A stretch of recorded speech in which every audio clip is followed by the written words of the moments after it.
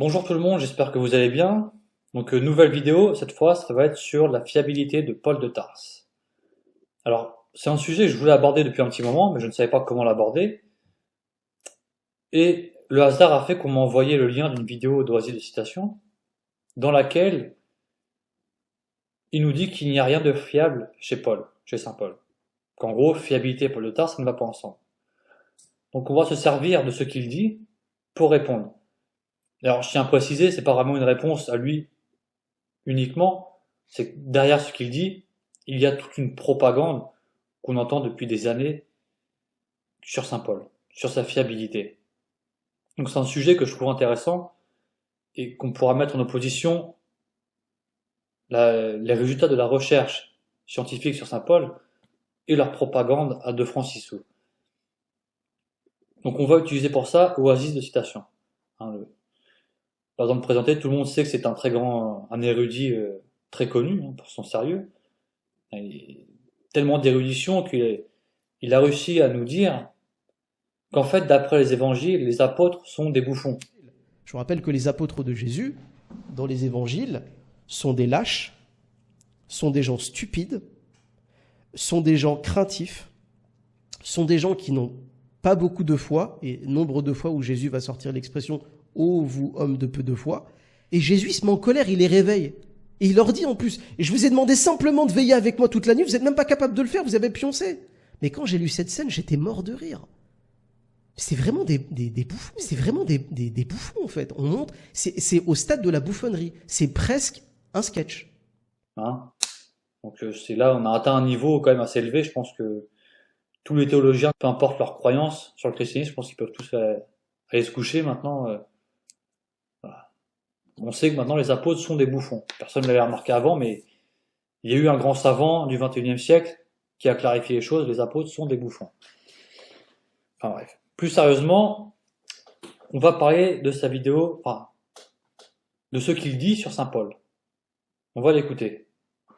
Tout à l'heure, quelqu'un voulait parler de Paul de Tarse.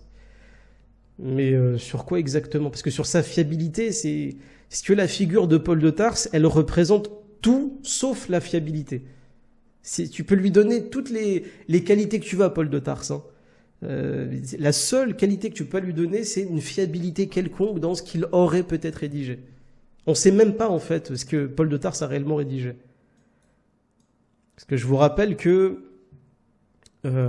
les épîtres de Paul, comme j'ai dit tout à l'heure, ça représente plus de 60-70% du Nouveau Testament. Donc déjà, ça fait beaucoup. Mais en plus de ça, dans ces 70% d'écrits qu'on attribue à Paul, donc ces épîtres, on se rend compte que au moins 50 voire 60% de ces écrits ont été déclarés par les spécialistes en critique textuelle et en paléographie, ont déclaré que ça n'était pas de Paul. Ce qui est quand même un comble. Parce que la tradition paulinienne, elle est divisée en 3 parties, la tradition proto-paulinienne, deutéro-paulinienne et trito-paulinienne. Les 2 premières, la première, on considère qu'elle est de lui, et encore, ça se discute. La deuxième, on pense qu'elle est à moitié de lui, et là, il y a un grand débat. Et la troisième, la tradition trito-paulinienne, c'est définitif, ça vient pas de Paul de Tarse. Quand bien même, d'ailleurs, il y aurait une introduction, voilà, moi, Paul de Tarse, serviteur du Christ, machin, etc. Voilà. Donc, vous taperez sur Internet, pour les gens que ça intéresse, tradition paulinienne, proto-paulinienne, deutéro-paulinienne, trito-paulinienne. Et vous allez voir qu'il y a des bouquins entiers qui ont été écrits dessus. Voilà, fiabilité et Paul de Tarse, ça va pas du tout ensemble. Je dirais... Donc comme vous l'avez entendu, ce grand théologien nous explique que fiabilité et Paul de Tarse, ça ne va pas ensemble, qui on ne sait pas, il y a des lettres qui sont attribuées à Saint Paul, dont on ne sait pas si elles sont de lui, et d'autres où on sait carrément qu'elles ne sont pas de lui. Alors, il a à moitié raison dans ce qu'il dit, mais on va développer.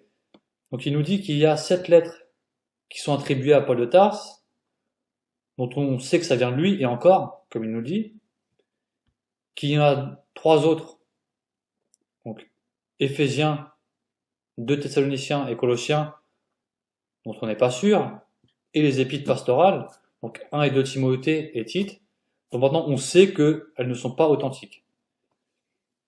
Donc on va aborder tous ces points. Donc sur la fiabilité de saint Paul, il nous présente la chose comme si c'était une évidence. Paul de Tarse et fiabilité, ça ne va pas ensemble. Sur ce qu'il aurait pu dire ou autre. Bon, et ben on va regarder ce que disent les spécialistes sur la fiabilité historique de saint Paul. Alors comprenez bien, la vidéo ce n'est pas pour interpréter des versets provenant des écrits de saint Paul, mais pour savoir la fiabilité de ses écrits, notamment sur les 7 épîtres qui sont incontestés. Donc à savoir 1 et 2 Corinthiens, Philémon, Galates, Romains, Philippiens et 1 Thessaloniciens. Donc on va prendre par exemple Daniel Marguerat, le moderniste Daniel Marguerat, dans un livre qu'il a sorti récemment, à savoir le livre Vie et destin de Jésus de Nazareth. Donc il nous dit dans son livre à propos des écrits de Paul de Tarse: ensuite, ne disons pas trop vite que Paul ignore tout de la vie de Jésus. On apprend à le lire que Jésus était descendant de David, né d'une femme, né sous la loi, israélite, fils d'Abraham, serviteur des circoncis. Il avait des frères, dont Jacques. Il avait 12 disciples, dont Pierre et Jean. Il a enduré les insultes. Il a été trahi et a pris un dernier repas avec ses disciples. Son obéissance à Dieu est connue, ainsi que son dépouillement radical, sa pauvreté, sa faiblesse, son amour. Le Jésus de Paul ne flotte pas dans une nébuleuse spirituelle, il est ancré dans l'histoire. Le Jésus de Paul, dans ses lettres, est ancré dans l'histoire. D'ailleurs, l'apôtre en sait plus qu'il ne le dit. Quand il introduit le dernier repas de Jésus avec ses disciples, Paul suppose connaître la passion, ainsi que les circonstances de l'arrestation et le rôle de Judas, dans la nuit où il fut livré, le Seigneur Jésus. Parler de Jésus-Christ, qui, pour vous, de riche qu'il était, s'est fait pauvre, n'évoquerait rien si ses lecteurs n'avaient eu aucune idée du style de vie du Nazaréen. En outre, l'exhortation à être des imitateurs de Christ resterait curieuse si elle n'éveillait pas l'image d'une vie. Bref, il est absurde d'imaginer que Paul n'aurait témoigné que du Seigneur Jésus mort et ressuscité, sans jamais raconter ce que fut cet homme. En gros, Marguerat nous explique qu'on sait des choses sur Jésus grâce à Paul, et que ce qu'il dit de Jésus est ancré dans l'histoire. On a aussi par exemple Jean-Marie Salamito, qui est un historien et professeur d'histoire du christianisme antique à la Sorbonne. Il avait écrit un livre pour répondre à Michel Onfray, notamment sur l'existence de Jésus, et dans son livre il nous le dit sur saint Paul: je pourrais ajouter d'autres arguments en faveur de l'historicité du Galiléen. Par exemple, signaler qu'aucune source juive ou païenne des premiers siècles ne dénonce en celui-ci un personnage inventé. Je dois aussi rappeler que nous avons les différents témoignages du Nouveau Testament, dont les épîtres authentiques de Paul, qui sont encore plus anciennes que les 4 évangiles, et qu'aucun historien n'exclut ces sources sous prétexte qu'elles sont chrétiennes. Je répète, aucun historien n'exclut ces sources sous prétexte qu'elles sont chrétiennes. L'historien Jean-Marie Salamito nous dit que sur les lettres de Paul, en tout cas celles qui sont incontestées, les 7 incontestées, aucun historien ne les exclut sous prétexte qu'elles sont chrétiennes, donc en ce qui concerne l'existence de Jésus. Donc on voit que, encore une fois, un auteur nous dit que saint Paul a une fiabilité historique sur la personne de Jésus. On a aussi, par exemple, Bruno Biul, qui est historien et archéologue. Dans son livre Les Évangiles à la preuve de l'histoire, il nous dit la chose suivante au sujet de saint Paul. Il est le créateur de la lettre apostolique, genre littéraire nouveau non pas en l'espèce, mais par la modélisation qu'il fait du genre antique de la lettre en combinant les pratiques grecques et juives. 13 lettres portant son nom ont été conservées, mais 7 seulement sont considérées comme authentiques par les exégètes de l'école historico-critique, les autres étant des pseudépigraphes. Ces épîtres ne sont pas des traités de théologie, mais des réponses précises à des situations ponctuelles et concrètes. Sa prédication est un kérygme apostolique, c'est-à-dire une formulation de la foi chrétienne concentrée sur son événement central, à savoir le caractère salutaire de la mort et de la résurrection de Jésus, qui ne lui est pas propre, mais qui est celle de la foi commune, sa spécificité étant sans doute d'être spécialement tournée vers les gentils, les non-juifs. Il mourra décapité à la sortie de Rome en 67-68. Et il nous dit, page suivante, la rédaction des lettres dites authentiques, à savoir la première aux Thessaloniciens la première aux Corinthiens, la deuxième aux Corinthiens, la lettre aux Galates, la lettre aux Philippiens, la lettre à Philémon et la lettre aux Romains. S'étend de 50, entre 50 et 51 pour la première aux Thessaloniciens, à 56-58 pour la deuxième aux Corinthiens. Ce qui en fait les plus anciens écrits chrétiens qui nous soient parvenus. L'intérêt de ces lettres est immense. Pour notre propos, elles attestent sans aucune ambiguïté l'existence historique de Jésus, son identification avec le Christ, et cela à peine 20 ans après sa mort, et l'ancienneté de la tradition qui aboutira dans les évangiles canoniques, par exemple l'amour des ennemis, la distinction du pur et de l'impur. Paul précise aussi qu'il a eu des contacts directs avec des gens du groupe de Jésus, en particulier Pierre, Jacques, le frère du Seigneur. Donc encore une fois, on a un historien qui nous dit que les lettres de saint Paul, pour les 7, ont un intérêt immense, parce qu'elles attestent sans ambiguïté que Jésus a existé. Et elle nous a des éléments très intéressants, à savoir que Paul a connu des apôtres, comme par exemple Pierre et Jacques. Encore une fois, on est loin des propos fumeux plutôt, d'oisives de citation.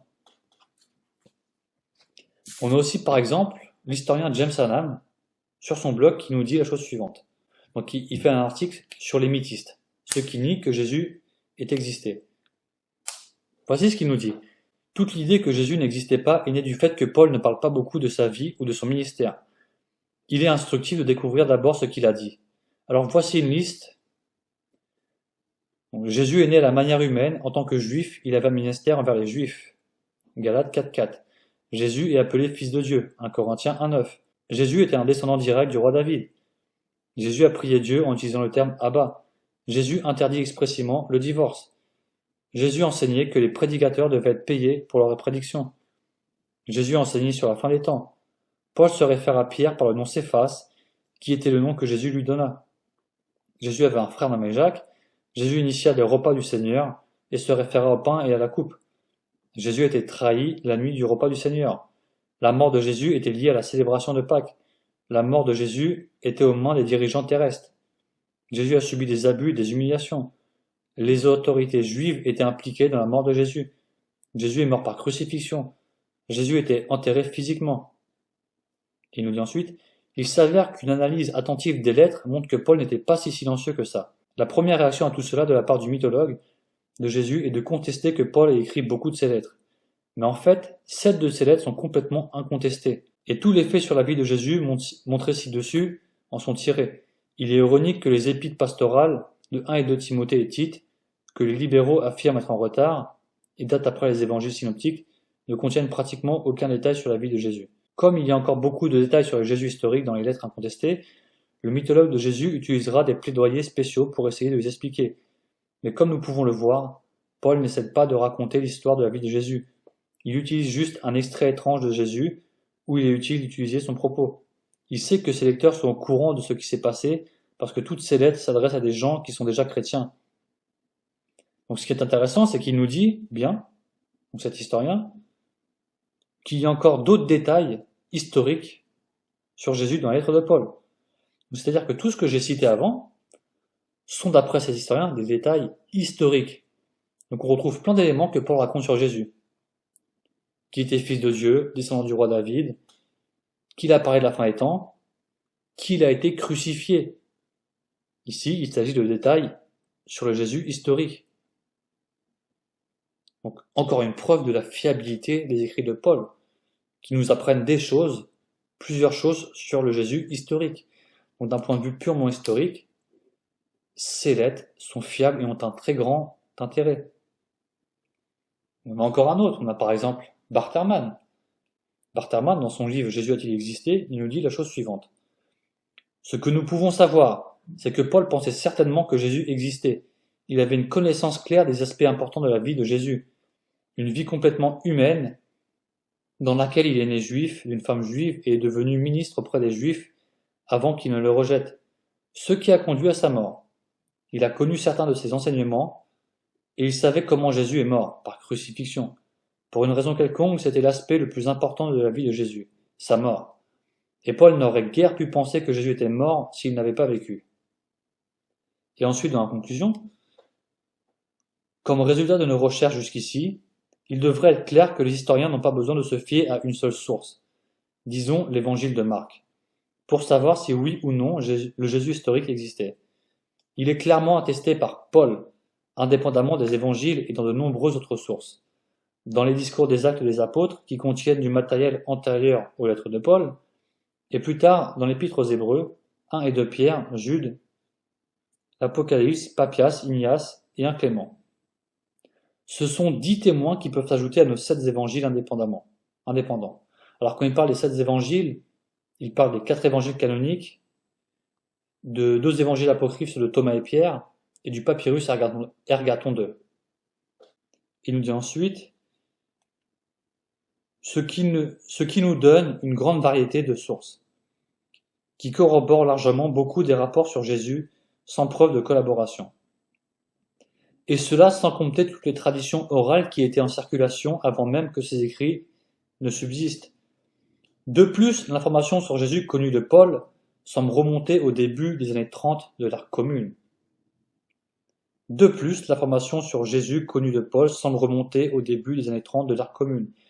Bart Ehrman nous dit que pour Paul, Jésus existait, qu'il a été crucifié, et il nous dit que l'information que Paul rapporte de Jésus semble remonter au début des années 30, donc au tout début du christianisme. Donc oui, pour Bart Ehrman, Paul a une fiabilité historique sur la personne du Christ.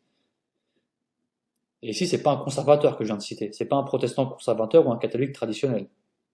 D'accord ? Bart Ehrman est un agnostique qui est assez virulent envers la Bible, mais lui-même le dit, l'information de Paul sur Jésus semble remonter au début des années 30.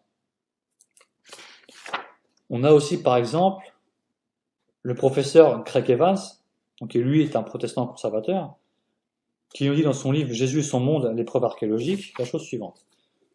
Nous avons aussi le témoignage de Paul, qui après 1 an ou 2 de persécution, s'est converti et est devenu croyant et membre du mouvement de Jésus. Paul a écrit un certain nombre de lettres, certaines contestées, de la fin des années 40 au début des années 60. Dans ces lettres, en particulier 1 Corinthiens et Galates, il mentionne certains des premiers disciples de Jésus, ainsi que Jacques, le frère de Jésus. Il les appelle les piliers de l'Église et discute de ses relations pas toujours cordiales avec eux. En un lieu, Paul dit qu'il monta à Jérusalem pour visiter Céphas et qu'il resta avec lui 15 jours. Paul ne s'est pas simplement rendu à Jérusalem pour rendre visite à Pierre, le premier disciple de Jésus, mais il est allé à Jérusalem pour obtenir des informations de Pierre. Le fait que Paul ait appris au moins une partie de l'histoire de Jésus de ceux qui l'avaient connu pendant son ministère public se trouve dans un certain nombre de références dans les lettres de l'apôtre. Paul mentionne 10 fois la croix, c'est-à-dire la croix sur laquelle Jésus a subi la mort par crucifixion. Dans une louange poétique, Paul dit que Jésus s'est humilié lui-même et est devenu obéissant jusqu'à la mort sur une croix. 10 fois, Paul utilise le verbe crucifié, parce que tous les événements font référence à la crucifixion de Jésus. Nous prêchons le Christ crucifié, Jésus est lui crucifié, il fut crucifié dans la faiblesse. Des dizaines de fois, Paul parle de la mort de Jésus, qui a été mis à mort pour nos offenses. Le Christ est mort pour les impies, la mort de son Fils. Paul répète aussi les paroles que Jésus a prononcées lors de son dernier repas avec ses disciples. En rappelant aux chrétiens de Corinthe l'importance de la résurrection, Paul répète la tradition qu'il a reçue, à savoir que le Christ est mort pour nos péchés selon les Écritures, qu'il a été enterré, qu'il est ressuscité le 3e jour. Il continue en racontant les apparitions de la résurrection à Pierre, les 12, plus de 500 frères à la fois, dont la plupart vivaient encore au moment d'écrire 1 Corinthiens, et à Jacques et à tous les apôtres, et finalement à Paul lui-même. Il y a peu de doute que Paul parle d'une personne réelle, d'une personne historique, d'une personne qui a vécu, qui est morte, qui a été élevée et vue par plusieurs personnes, y compris celles qu'il avait connues avant sa mort. Il y a peu de doute que Paul parle d'une personne réelle, d'une personne historique, comme le signale Craig Evans. Donc, pour Craig Evans, Paul parle bien d'une figure historique quand il parle de Jésus. Il nous dit même que Paul a connu des disciples de Jésus direct et qu'il a obtenu des informations sur Jésus de l'apôtre Saint-Pierre directement. Donc, encore une fois, Paul a une très grande importance dans la recherche historique sur Jésus. Et il est d'une fiabilité, contrairement à ce que Oasis de citation essaye de faire croire. On a aussi par exemple Larry Hurtado. Donc c'est intéressant, c'est que Larry Hurtado avait écrit un livre sur la dévotion rendue à Jésus dans l'histoire, au premier temps du christianisme. Et dans son livre, avant de commencer à parler des évangiles, des épîtres de Jean ou autres, il commence par saint Paul. Et il va justifier son choix d'avoir commencé par saint Paul. Donc voici ce qu'il nous dit. J'ai donc préféré commencer avec un ensemble de témoignages dont la provenance, le contenu et l'importance historique font l'objet d'un large consensus. Donc premier point, le professeur de l'Ariartado nous dit que les 7 lettres de Paul sont d'une importance historique qui font l'objet d'un large consensus. On est loin de la non-fiabilité de ce brave oasis de citation. Il nous dit plus loin, il y a une autre raison pour commencer avec Paul. Ces lettres sont les premiers écrits chrétiens existants. Et l'on date généralement des années 50 à 60, celles qui ne font l'objet d'aucun doute.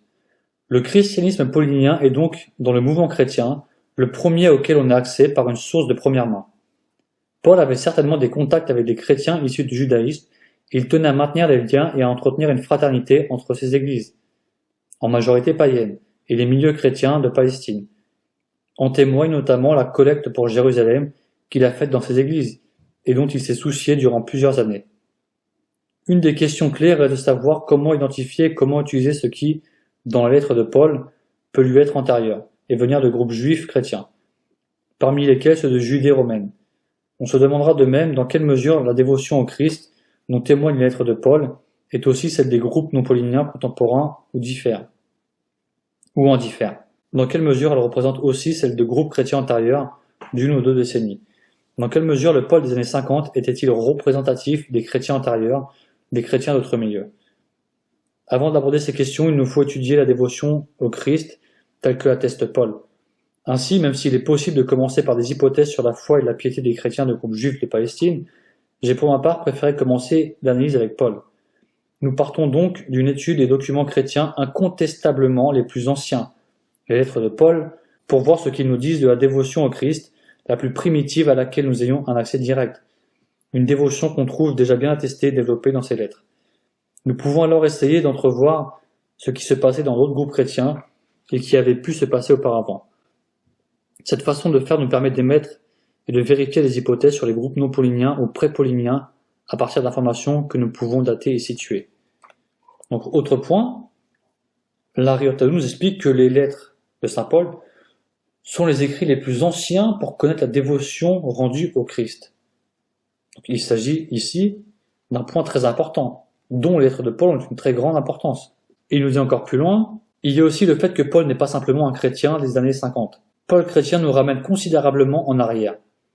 Crossan examine chez Paul la croissance du christianisme, non sa naissance. Mais il est plus que probable que la conversion de Paul n'est que de quelques années postérieures à l'exécution de Jésus, et appartienne donc à ce qu'on peut considérer, d'un point de vue historique, comme l'époque de la naissance du christianisme. Paul vient de l'époque de naissance du christianisme. Encore un point très important. En fait, c'est même avant sa participation au mouvement chrétien que Paul est entré en relation avec les chrétiens juifs palestiniens, avant sa conversion zélée de pharisien qu'il était. Il en savait déjà assez sur les croyances et les pratiques des chrétiens issus du judaïsme pour juger que le danger qu'ils représentaient justifiait ses efforts pour persécuter ces gens et annihiler leurs idées, comme il le dit lui-même en Galates 1, 13-14, 1 Corinthiens 15, 9 et Philippiens 3, 6. En outre, si l'on en croit ce que Paul affirme sur lui-même dans ses lettres, après sa conversion, il exerça son activité parmi les chrétiens d'Arabie, à Damas, puis en Syrie et en Cilicie. Dans les premières années, il fit personnellement connaissance de Céphas et de Jacques le Juste, chef de l'église de Jérusalem. Ainsi, quand Paul écrit ces lettres, que nous datons des années 50, il était déjà depuis un certain temps un membre bien connu du mouvement chrétien.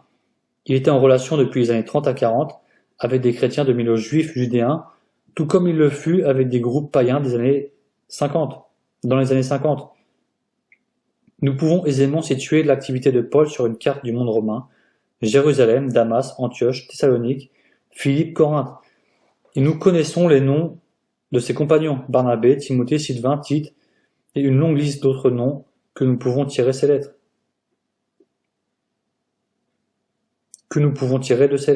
En d'autres termes, pour étudier les chrétiens issus du judaïsme, en ces premiers temps, il convient de tenir compte de Paul et des importants témoignages de ces lettres. Plus encore, Ne pas le faire est une faute de méthode.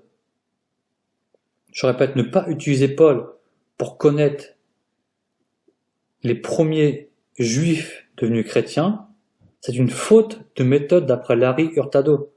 Donc c'est dire l'importance qu'a Paul. Puis comme il explique, Paul s'est très tôt converti au christianisme, donc il représente une époque qui est la naissance du christianisme.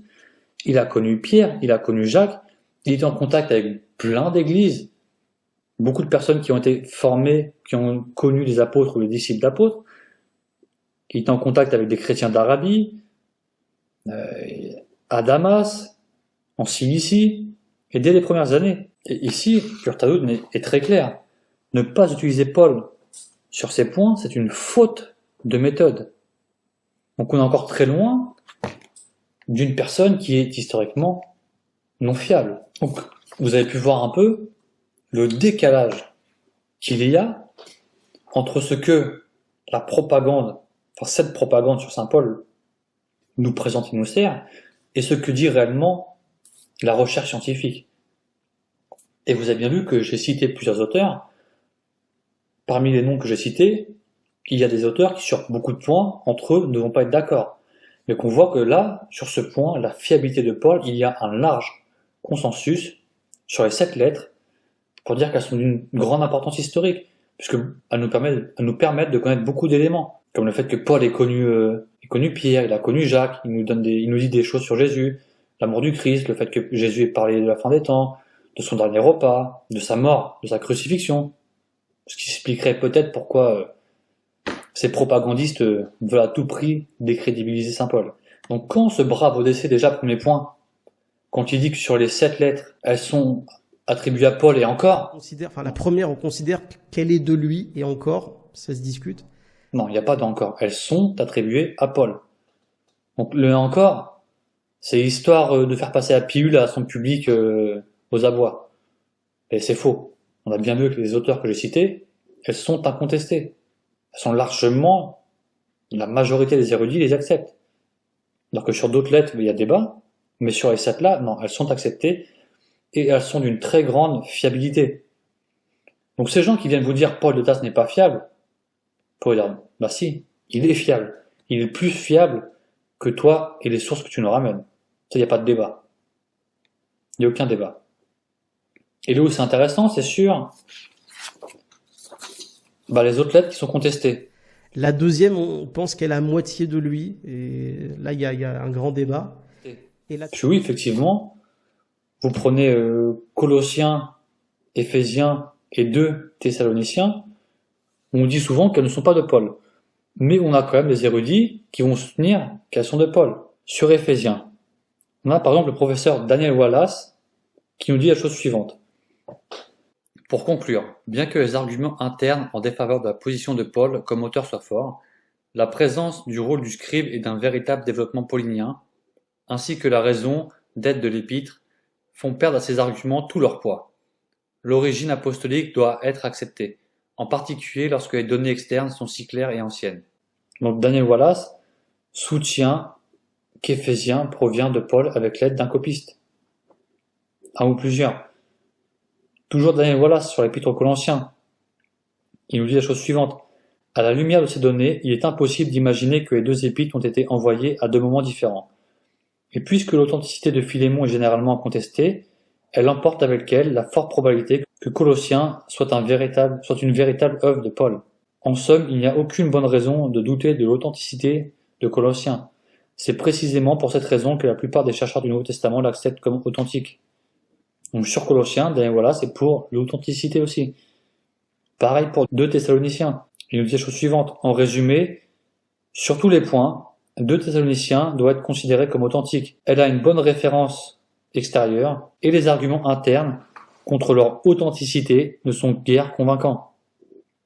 Donc on voit par exemple que Daniel Wallace soutient l'authenticité paulinienne d'Éphésiens, Colossiens et 2 Thessaloniciens. C'est la même chose pour les professeurs Carson et Douglas Moo, qui dans leur introduction au Nouveau Testament vont soutenir la paternité paulinienne de ces lettres. Par exemple, sur Sur Éphésiens, ils nous disent la chose suivante. Marcus Barth distingue dans la recherche actuelle 4 écoles de pensée. Ceux qui considèrent Paul comme l'auteur, ceux qui considèrent Paul comme le responsable d'un texte originel, augmenté par un rédacteur, ceux qui rejettent la paternité paulinienne, et ceux qui pensent que les données ne sont pas suffisantes pour trancher. Tout en reconnaissant les atouts des autres points de vue, il présente un raisonnement qui, plus que d'autres, appuie l'authenticité d'Éphésiens et encourage le lecteur à interpréter la lettre sur la base de son origine paulinienne. Donc ici, il cite un autre érudit qui est pour l'authenticité paulinienne d'Éphésiens. Sur l'épître aux Colossiens, voici ce qu'ils nous disent. Il apparaît donc que les arguments que l'on oppose à la paternité paulinienne de la lettre ne sont pas décisifs. Ils ne prennent pas suffisamment en compte le fait qu'un esprit comme Paul était capable de s'adapter à de nouvelles situations et d'adopter un vocabulaire et des concepts nouveaux lorsque les anciens ne convenaient plus aux nécessités présentes. Ils ne parviennent pas non plus à expliquer pourquoi la lettre avait été adressée à la ville insignifiante de Colosse. Un imitateur aurait certainement choisi une cité plus importante, comme Laodicée ou Hiérapolis. À la lumière des affirmations du texte lui-même et de nombreux traits indiscutablement pauliniens qu'il contient, il nous faut accepter l'authenticité paulinienne de la lettre. Et sur 2 Thessaloniciens, voici ce qu'ils nous disent. Puisque les raisons de rejeter la paternité paulinienne de la lettre ne sont pas irréfutables et que la solution pseudonymique manque de crédibilité, 2 Thessaloniciens doit être considérée comme une authentique lettre de l'apôtre Paul. Et sur les épîtres pastorales, à savoir 1 et 2 Timothée, et l'épître à Tite, dont Odyssée nous dit que maintenant c'est catégorique, elles sont déclarées comme n'étant pas de Paul, de manière, il y a un consensus, tout le monde est d'accord. Et la troisième, la tradition tritopaulinienne, c'est définitif, ça vient pas de Paul de Tarse. On a par exemple le professeur Georges Montague, dans son commentaire catholique sur les épîtres pastorales, voici ce qu'il nous dit. L'attention disproportionnée que j'ai accordée à la défense de l'authenticité ne doit pas être considérée comme une preuve irréfutable.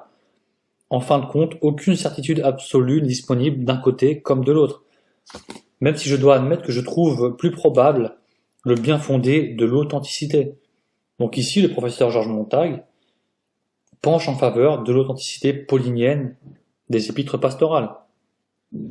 Il ne dit pas que c'est irréfutable, mais il dit bien que d'un côté comme de l'autre, on ne peut pas être catégorique, et que lui, son avis porte plus sur l'authenticité paulinienne des pastorales. Et avant ça, il nous a dit aussi une chose très intéressante. Il nous dit que tous les chercheurs utilisent les mêmes données, mais parviennent à des conclusions étonnamment différentes. Tout récemment, les érudits Luke Timothy Johnson, William Mons et Ben Whiten défendent l'authenticité des lettres, tandis que Howard Marshall les rejette. Donc ici, il nous dit bien qu'il y a d'autres érudits qui défendent l'authenticité paulinienne des épîtres pastorales. Certes, ce n'est pas la majorité, comprenez bien que il ne s'agit pas de la majorité des érudits, mais il y a des grands spécialistes qui soutiennent, que ce soit pour Colossiens, Éphésiens, 2 Thessaloniciens et les 3 épîtres pastorales, qui soutiennent qu'elles sont bien de l'apôtre Saint Paul. Alors, pareil, je précise que les sources que j'ai citées, je me suis contenté d'aller directement aux conclusions pour gagner du temps. Si des gens sont intéressés par les développements sur ces questions, ils peuvent me contacter en privé s'ils veulent que je leur envoie les screens des livres que j'ai cités. Et de toute façon, pour Daniel Wallace, je mettrai les liens des articles disponibles sur Internet d'où j'ai tiré les citations. Donc qu'est-ce qu'on peut conclure? On peut conclure que cet oasis de citation, il ne connaît pas en fait son sujet. Il veut aborder le sujet de manière professionnelle, mais il ne l'est pas, puisqu'il se plante totalement. Il dit que Paul n'est pas fiable, c'est faux. Paul est très fiable, c'est une source. Ces 7 lettres sont des sources très importantes pour la connaissance du christianisme primitif. Pour la connaissance du Jésus historique, elle nous apporte des éléments intéressants, entre autres sa crucifixion, qui est sûrement une des raisons pour laquelle tous ces gens, toute cette propagande s'acharne sur Saint Paul. On nous apprend aussi que Paul a obtenu des informations de disciples directs de Jésus. On sait, comme le dit Barterman, que la tradition que Paul nous rapporte sur Jésus semble remonter au début des années 30, ce qui est exceptionnel. C'est une source exceptionnelle d'un point de vue historique, c'est une très bonne source, une source très importante, pas comme les sources que eux nous ramènent. On voit aussi que l'Aréopage utilise saint Paul pour connaître la dévotion rendue à Jésus, dans les débuts du christianisme, qui nous dit même que ne pas utiliser saint Paul est une faute de méthode. Et là où c'est intéressant, c'est qu'on avait vu dans le livre de Bruno Buhl, quand il nous parle des 7 lettres incontestées, il nous dit que ça provient de l'historico-critique. Ce qu'on va faire, c'est qu'on va faire l'inverse. C'est qu'on va faire l'historico-critique sur leur texte. Et nous, on va prendre en compte notre tradition. Parce que ces gens, en fait, ces prosélytes, ils se servent du fait qu'il y a une historico-critique sur nos textes pour nous attaquer, mais de leur côté, eux, ça n'existe pas chez eux, ou très peu. C'est intéressant, c'est l'article que Larry Hurtado avait écrit quand je l'avais contacté par rapport à Karim. Alors, je l'avais pas tout lu dans la vidéo sur Karim, mais il a dit une chose très intéressante. Alors, c'est pas vraiment sur le même sujet que j'évoque, mais la pensée se rejoint. Il nous dit, mais un effort académique équivalent pour retracer les origines et la transmission du Coran en est encore à ses balbutiements. Et une bonne partie de la raison en est la profonde opposition des musulmans qui considèrent toute enquête critique de la sorte. Enfin presque blasphématoire. Ce n'est donc pas un terrain de jeu égal lorsque des apologistes musulmans et chrétiens se mêlent de ces affaires. Les apologistes musulmans sont très enthousiastes à l'idée de mener une enquête critique sur les textes bibliques tels que les évangiles. Mais comme je le sais par expérience personnelle, hésitent à s'engager dans une telle enquête critique sur le Coran, voire même à la permettre. En effet, un érudit occidental en islam m'a dit qu'il y a des années que l'on ne s'intéressait pas à certaines questions, notamment en ce qui concerne la transmission textuelle du Coran.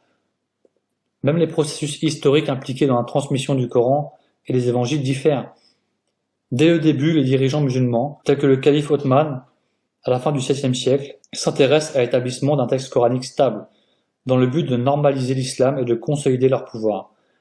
Mais les premiers dirigeants chrétiens tels que Constantin ne firent aucun effort équivalent. Encore une fois, la raison réside en partie dans les points de vue différents des textes sacrés respectifs. Et aussi, bien sûr, dès le début, l'islam était lié à des régimes politiques, où pendant les 3 premiers siècles, le mouvement chrétien ne l'était pas. Cependant, il existe maintenant quelques pouces verts d'analyse scientifique récente sur les origines et la transmission du Coran, telles que la récente introduction historico-critique du Coran par Nikolai Sinaï, ou considérons l'étude détaillée de la transmission d'échantillons de passages du Coran par Kate Small. Small montre qu'il existe des preuves de variantes dans les copies antérieures qui ne sont pas reflétées dans les copies ultérieures. Mais comme pour les variantes des évangiles, ce sont en grande partie les variantes mineures qui caractérisent la transmission manuelle des textes anciens. Ainsi, les apologistes musulmans supposent à tort qu'en s'appuyant sur des études scientifiques montrant qu'il existe des variantes dans les premiers manuscrits des évangiles, ils peuvent en quelque sorte saper les prétentions chrétiennes et la foi. Et là, c'est très intéressant, ça va être le dernier commentaire. Cela fonctionnerait si les chrétiens estimaient que leur écrit sacré était la parole directe de Dieu et qu'ils avaient été transmis d'une manière ou d'une autre par miracle, à travers les siècles, sans aucune variante. Mais les chrétiens ne sont généralement pas du même avis. Plus généralement, ils estiment que le message essentiel des textes a été préservé, non pas miraculeusement, mais par les copistes, soucieux simplement de copier les textes avec soin. Les efforts des apologistes musulmans sont donc dirigés vers une cible inexistante.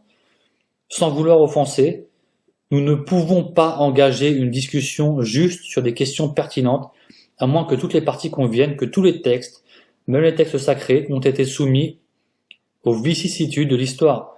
Je ne cherche pas une guerre de feu, une guerre enflammée, en réponse à cette annonce. J'essaie simplement de présenter certaines questions pour un examen approfondi.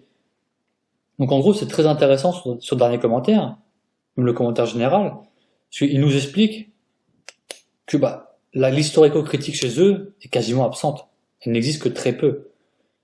Qu'en sens inverse, elle est présente chez les chrétiens, et que justement ils se servent de cette historico-critique pour attaquer les chrétiens. Et en gros, ce qu'il nous dit aussi, c'est qu'il n'y a pas de dialogue équitable avec ces gens. Et il a parfaitement raison.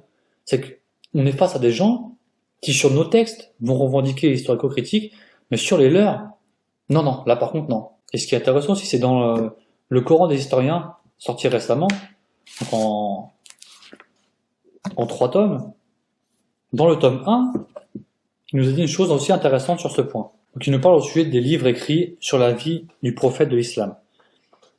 Les ouvrages de vulgarisation sur Mohammed, écrits au nom par des universitaires, et cherchant explicitement à présenter Mohammed, sous un genre positif et sympathique, sont en hausse depuis 2001.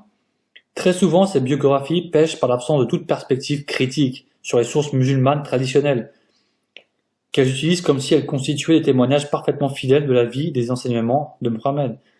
De plus, ces biographies ignorent ou édulcorent fréquemment certains des éléments les plus embarrassants du comportement de Mohammed, tel qu'il est rapporté dans les sources islamiques traditionnelles, comme les violences commises par Mohammed et l'État musulman primitif. D'un certain point de vue, ces travaux pourraient éventuellement être loués pour leur effort visant à encourager une plus grande harmonie religieuse.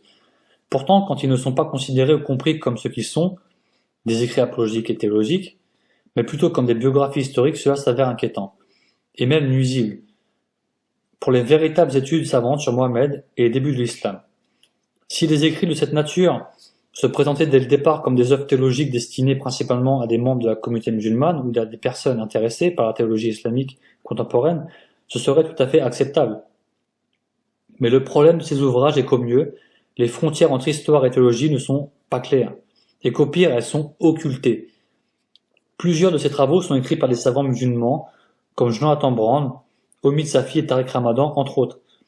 Dans de tels cas, l'élan apologétique n'est pas vraiment inattendu. Mais encore une fois, le problème est que de tels ouvrages se présentent non comme des travaux d'interprétation théologique, mais comme des biographies historiques de Mohammed. On peut cependant faire crédit à Brand de présenter son travail, le plus récent, comme étant explicitement apologétique. À titre de comparaison, considérons la biographie de Jésus en 3 volumes publiés par le pape Benoît XVI. C'est là clairement un travail de théologie chrétienne destiné principalement à l'édification des croyants chrétiens. Et pourtant, aucune de ces biographies théologiques de Mohammed ne dépasse les critères historico-critiques de la biographie de Jésus du pape, ni même ne les atteint. Malgré des motivations théologiques semblables, ces biographies de Mohammed occupent donc au sein des études universitaires une place intellectuelle très différente des biographies de Jésus dues au pape. Cette comparaison n'est certainement pas une insulte, et je contesterai les préjugés de ceux qui la considéraient comme telle. Après tout, Joseph Ratzinger était professeur de théologie historique aux universités de Bonn, Münster, d'Oppenheim, Ratisbonne, dont il devint vice-président, avant d'entrer dans la hiérarchie de l'Église catholique à l'âge de 50 ans. Pourtant, son érudition à propos de l'histoire et de la pensée chrétienne reflète les mêmes impulsions théologiques qui sont à l'œuvre chez les auteurs susmentionnés. Donc, ce qui est intéressant ici, c'est qu'on apprend aussi que l'historico-critique chez les auteurs musulmans n'existe quasiment pas. Et que même chez les chrétiens, en prenant l'exemple le pape, c'est beaucoup plus poussé dans l'historico-critique vis-à-vis des auteurs musulmans. Donc c'est là où ça appuie encore aussi ce que la pensée de Laurier Tadeau, c'est que il n'y a pas d'équité. On ne peut pas débattre avec ces gens, ce n'est pas possible, il n'y a pas de débat possible. Cette histoire de penser qu'il y a un débat dans le sens dialogue, c'est une fumisterie. Puisque vous allez débattre avec des gens qui vont vouloir appliquer à vos textes une méthode que eux ne sont pas capables d'appliquer à leurs textes. Je prends un exemple. On a ce brave anti-Chuboite qui nous avait dit dans une vidéo que saint Paul n'a jamais connu Jésus. Comme vous avez pu le constater, le premier à avoir parlé de Jésus, ou écrit de lui du moins, est Paul. Encore une fois, une personne qui est étrangère à Jésus, puisque Paul n'a jamais connu, ni vu, ni parlé, ni écouté l'enseignement de Jésus. Donc, pour dire une telle chose, il faut faire une approche historique des textes bibliques, notamment les Actes des Apôtres et les Épîtres de Paul. En faisant une approche historique, on dépouille le texte de tout ce qui relève du miracle, tout ce qui relève des prophéties, des visions, etc. Et lui, anti-Chuboite, et comme toute cette propagande qu'il y a derrière, ils vont aborder saint Paul de cette manière. Mais nous, en tant que croyants, on n'a pas de débat à avoir, de savoir si Paul ou non a connu Jésus. Pour nous, il l'a connu, puisqu'au chapitre 9 des Actes, au chapitre 22 et au chapitre 26, qui relatent le même événement, le Christ apparaît à saint Paul. En Acte 18:9, Paul a une vision du Christ. En Galates 1:11, Paul nous dit, je cite le verset, « Je vous le déclare en effet, frères, l'évangile que j'ai prêché n'est pas de l'homme, car ce n'est pas d'un homme que je l'ai reçu ni appris, mais par une révélation de Jésus-Christ. » Et en 1 Corinthiens 9:1, il nous dit, « Ne suis-je pas libre, ne suis-je pas apôtre, n'ai-je pas vu notre Seigneur Jésus? N'êtes-vous pas mon ouvrage dans le Seigneur ?» Donc, dans le texte, Paul connaît Jésus, puisque Jésus, il a eu des révélations, des visions de Jésus, et c'est même le Christ qui lui a appris l'évangile. Donc en tant que croyant, Paul a connu Jésus pour nous. Pour tout chrétien, Paul a connu Jésus. Mais c'est sûr que si on a fait une approche historique, on va dépouiller le texte, tout ce qui relève du miracle, on va dire que Paul ne l'a pas connu. Mais point intéressant, même quand on fait ça, il a quand même connu les Saint-Pierre, par exemple. Et il a eu des informations de Saint-Pierre. Donc ça reste fiable. Mais eux, ils approchent nos textes de cette façon. C'est-à-dire historico-critique sur nos textes. C'est normal, tout le monde le dit, tout le monde sait que Paul n'a pas connu Jésus. Voilà la logique. Et ce qu'on va faire, c'est qu'on va inverser les rôles. Pour voir ce qui se passe quand on prend en compte nos traditions et qu'on va approcher le Coran de manière historique, avec l'approche que eux-mêmes appliquent sur le texte. Donc, pas de deux poids de mesure, on va mesurer comme eux, ils nous mesurent. On va prendre par exemple Daniel Marguerat. Dans le livre que j'ai cité tout à l'heure, il nous parle du Christ dans l'islam, et on va s'intéresser notamment à la sourate 3, qui nous parle des versets sur l'enfance de Jésus.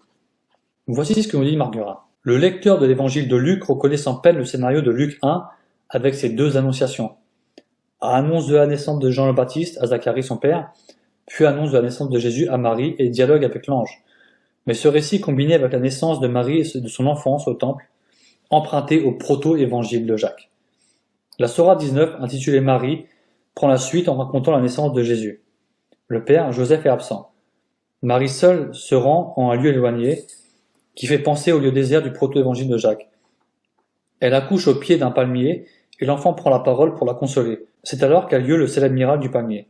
Secoue vers toi le tronc du palmier, il fera tomber sur toi des dattes fraîches et mûres. Mange, bois et cesse de pleurer. Sourate 19. Cet épisode merveilleux est la transposition d'un prodige raconté par l'évangile du psaume Matthieu, qui date du VIe siècle. Mais l'évangile apocryphe situe l'événement lors de la fuite de Joseph et Marie en Égypte. Une dépendance littéraire directe des deux écrits apocryphes paraît exclue. Le Coran tisse le récit à la façon du Midrash, paraphrasant, brodant sur des épisodes véhiculés par la tradition orale, où se mêlent, ce qui est normal, motifs canoniques et motifs apocryphes. Dans le Coran des historiens, le tome 2a, il nous est dit, toujours sur la sourate 3, il nous dit « Zanisser propose une analyse intéressante et utile des versets 33 à 63, mettant l'accent sur la fonction narrative de nombreux éléments grammaticaux et rhétoriques, comme les particules qui ouvrent les différentes sections, les éléments déictiques, les conclusions parallèles, alors qu'Aboud procède en plus à une analyse plus générale et plus littéraire de l'ensemble de la sourate, mettant en évidence le placement concret de sa partie narrative. Après la section d'ouverture polémique, tout en examinant les parallèles entre la partie narrative et le proto-évangile, ou évangile de l'enfance de Jacques, le proto-évangile est loin d'être la seule source des versets 33 à 63 cependant. La présentation de la naissance miraculeuse de Marie et de son enfance, Marie est en réalité la seule femme mentionnée par son nom dans le corpus coranique, au verset 33 à 37 se fonde sur les chapitres 1 à 7 du proto-évangile et les sources des chapitres 1 à 7 de l'évangile du psaume Matthieu. De la même manière, le récit de la naissance de Jean-Baptiste au verset 39 à 41 suit Luc 1, 26 à 80. L'articulation des deux histoires devient claire au verset 37 avec la référence à Zacharie, c'est-à-dire le père de Jean et l'oncle par alliance de Marie. Donc, encore un point très intéressant, donc, ça se rejoint à ce que dit Marguerat. Quand on fait une approche historico-critique sur le Coran, il s'avère que sur l'enfance de Jésus, le Coran reprend des éléments de livres apocryphes, mais de l'évangile de Saint Luc. Saint Luc, qui est d'après notre tradition, le disciple de Paul. C'est-à-dire que quand on approche le Coran avec l'approche que eux mettent sur nos textes, on se rend compte que vous venez de critiquer Saint Paul en nous rapportant un livre qui prend des éléments d'un disciple de Saint Paul, de Luc, de Saint Luc. Donc, quand on inverse les rôles, c'est un château de cartes en fait. On met le doigt et tout s'écroule. Vous venez à nous avec un livre qui reprend des éléments d'un disciple de Saint Paul. Et vous venez critiquer Saint Paul. Donc quand on inverse les rôles, en fait, c'est une catastrophe. Si on fait comme eux, donc à savoir, on prend en compte notre tradition, et on fait une approche historico-critique chez eux, tout s'effondre. Il n'y a plus rien. C'est une catastrophe. Parce que critiquer Saint Paul quand ton texte reprend des histoires connues grâce à l'évangile de Luc, c'est pas sérieux. Donc, il va falloir arrêter de venir nous imposer une méthode sur nos textes que vous n'êtes pas capable d'appliquer sur les vôtres. Et à un moment donné, il faut se taire. Parce que c'est pas possible. Il n'y a aucune méthodologie. Ces gens n'ont aucune méthodologie. Toute cette clique et toute cette propagande fumeuse qu'ils représentent n'ont aucune méthodologie. Il n'y a aucun poids, en fait, si vous voulez. Et même si on a fait une approche historique sur nos deux textes, à savoir Saint Paul et leurs livres, leurs traditions, tout leur hadith, leur Coran, etc., bah c'est Saint Paul qui reste le plus fiable. Historiquement, sur Jésus, il reste plus fiable. Donc cessez de nous casser les oreilles sur Saint Paul. Il est d'une historicité. Ces 7 lettres incontestées ont une grande valeur historique. Donc vous ne pouvez pas venir à nous en critiquant Saint Paul. Je pense au moment où il faut se regarder dans un miroir et ne pas venir à nous avec une méthodologie historico-critique quand vous venez avec un livre qui vient 600 ans après et quand on applique la même méthode, un livre qui reprend des éléments du disciple de Saint Paul. Ces gens sont complètement largués. Ils sont complètement perchés à tel point qu'on a même l'anti-Chuboat qui avait déclaré que la seule vraie source historique sur le Jésus pour savoir qu'il existait, c'est le Coran.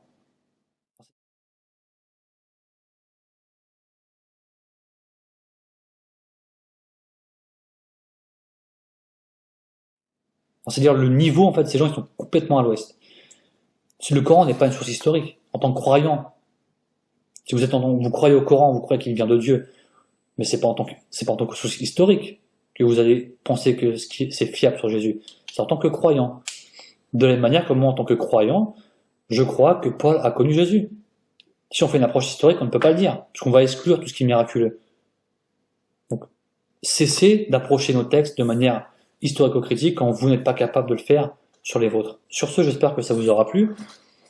Alors, j'ai pas voulu beaucoup développer, hein, j'ai vraiment voulu présenter des conclusions dans cette vidéo. C'était vraiment le but, c'est montrer que oui, pour les spécialistes, Saint Paul est fiable. Et ce qui est intéressant, comme je l'ai dit, c'est que différents spécialistes, modernistes, plus conservateurs, non-chrétiens, agnostiques à la Barthelman, sont du même avis. Donc généralement, quand ils sont du même avis, c'est quand même très sérieux. Alors qu'on sait que sur beaucoup d'autres points, ils ne vont pas être d'accord. Mais sur ces points, ils sont